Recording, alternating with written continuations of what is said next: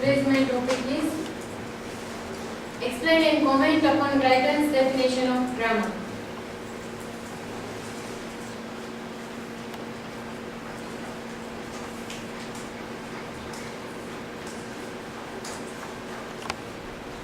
I don't give introduction as sir and madam tell us. It's John Dennis who tells about Mr. Dryden.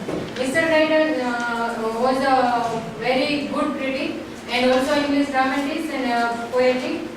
Mr. Dryden, my departed friend, whom I infinitely esteem to be when living for the solidity of his thought, for the spring, the warmth, and the beautiful turn of it, for the power and variety and fullness of his harmony, for the purity, the perpetuity, the energy of his expression, and whenever the following great qualities are required for the pomp and solemnity and majesty of his style.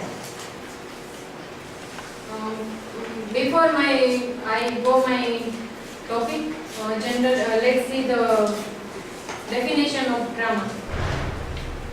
What is drama?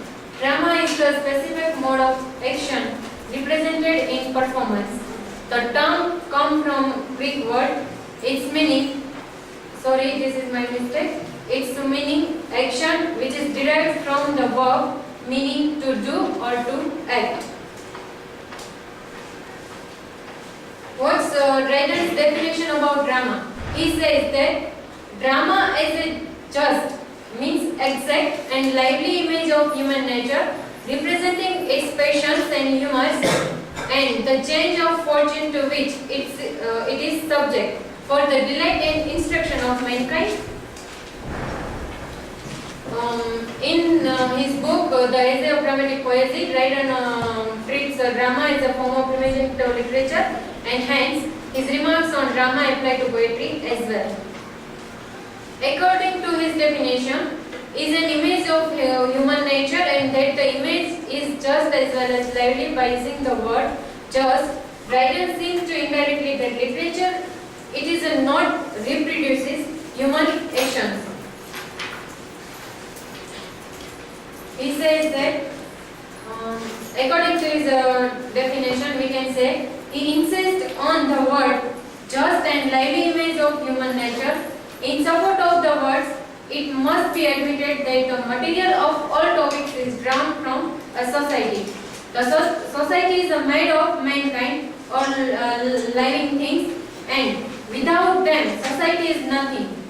Dryden implies words image as an imitation or appearance of human nature must be just.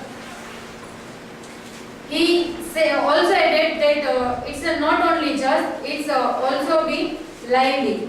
It means a copy of reality, but it must be lively. Dryden is different. He doesn't like only the exact copy of reality, but it must be lively. David Digges examines the implication of these words in detail.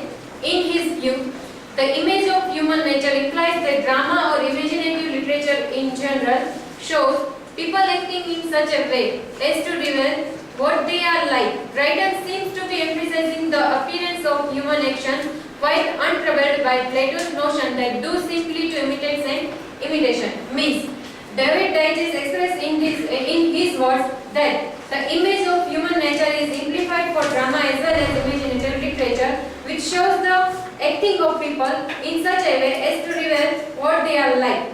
He further says that Dryden is used the word image for the appearance of human action. The human action must be just and lively.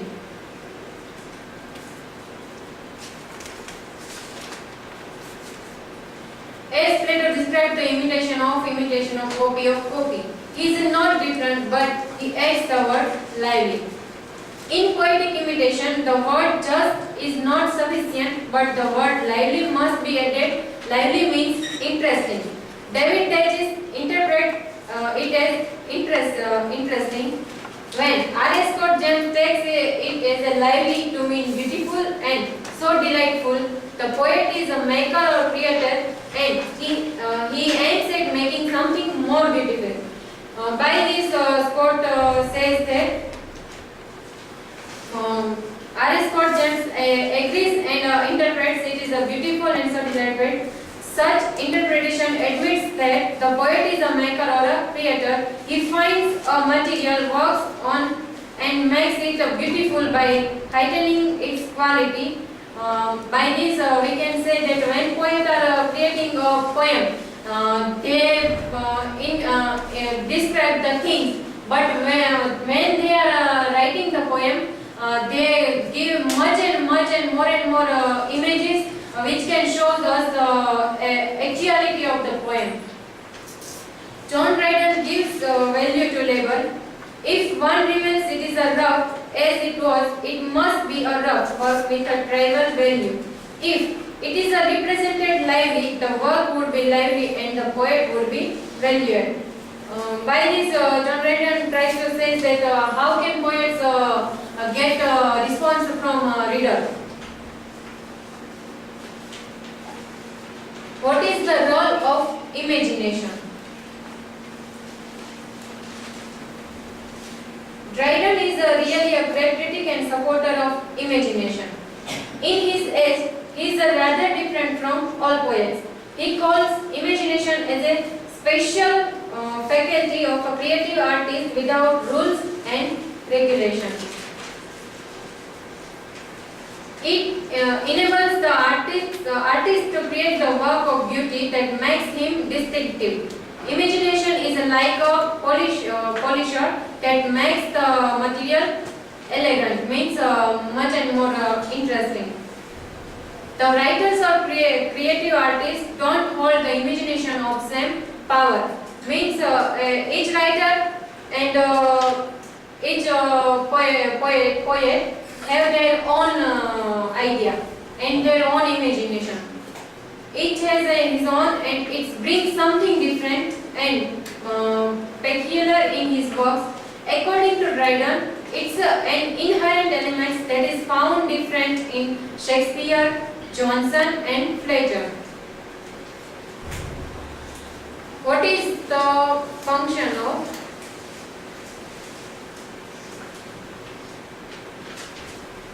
drama? According to David Dages, the instruction which poetry gives is psychological. It is a better understanding of human nature, a keener insight into the working of the human mind and heart that we get from poetry.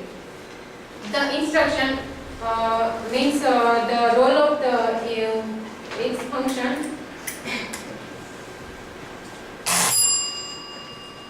He says that by the poem and drama we can get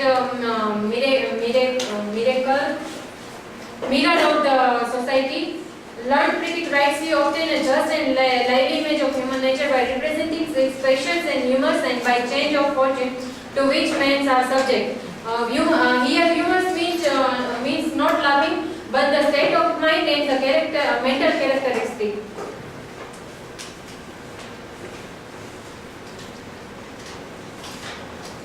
However, Scott James seems to nearer the truth when he emphasizes that it is an aesthetic delight which the poet aims. Means in this summary, I want to say that by poetics and dramas and literature and more other works, we can get delight, more beautiful, interesting in it, and we can imagine of our society. The beautiful in human section and passions, they are noble, good and moral. It is in this that poetry instructs as it delight for this purpose. A fair imitation of reality will not do, but reality must be selected, ordered and shaped by the poet's imagination. Thus, imagination enables a poet to give a lively picture of human nature, while his judgment keeps the picture just.